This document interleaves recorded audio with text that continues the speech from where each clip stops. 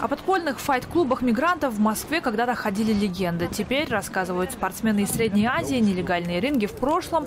Но на московских вокзалах среди публики очень специфичной всегда можно найти того, кто любит похвастать поединками в якобы закрытых бойцовских клубах. Что у тебя за травма? Кого ты ударил?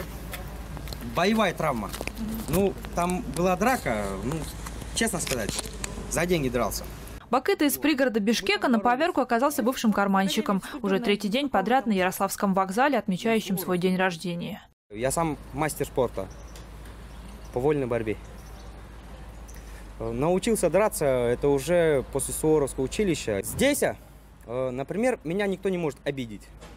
Например, если кто-нибудь, русский, не русский, там какой-нибудь таджик, может, чеченец, может быть, если рыпнется, то я себе обиду не дам.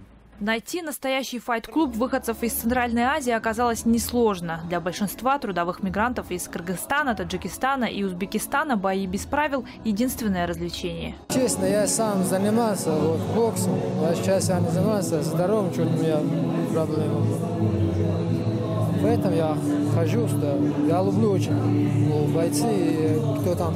Хуршеты из Таджикистана ходят сюда каждые выходные. Поболеть за своих и просто развеяться. На бои без правил приходят и девушки. Ну а для тех, кто участвует в поединках, это неплохой способ заработать. Среди участников есть даже серьезные профессиональные бойцы. Евразия, Азия чемпиону. Я чемпион Евразии, чемпион Азии. 7 лет мастер спорта. 16 сентября я участвовал в бою за звание чемпиона России с Русланом Бекменовым. Он входит в десятку лучших бойцов Европы.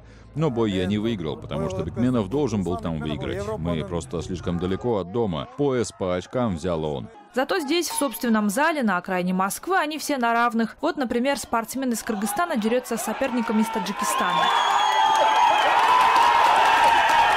Победивший в схватке Нурсултан из Кыргызстана после поединка пойдет отрабатывать смену маляра и мечтать о чемпионских титулах. Занимаюсь малярными работами, ремонтом, обои клеем. Планов на будущее много. Хочу попасть на UFC. Это самый большой турнир по боям без правил. О том, чем занимается ее сын в свободное время, мама Нурсултана почти ничего не знает. Но все свои победы Нурсултан заочно посвящает ей. Она боится, говорит, чтобы я был осторожен, я ведь ее единственный сын. Иногда ухожу на бои, не сказав ей. Говорю, что иду на тренировки. Она видела пару раз мои бои, но мне там почти не досталось удара. Думаю, она потихоньку привыкнет. Из деревенского паренька в успешного бойца ММА Нурсултан превратился всего за пару лет. Уезжать обратно в село юноша пока не хочет. Все свои карьерные планы атлет связывает с Москвой. Дома, по его словам, таких условий для спортсменов нет. Дюбек Бегалиева, Азат Антымаков. Настоящее время. Москва.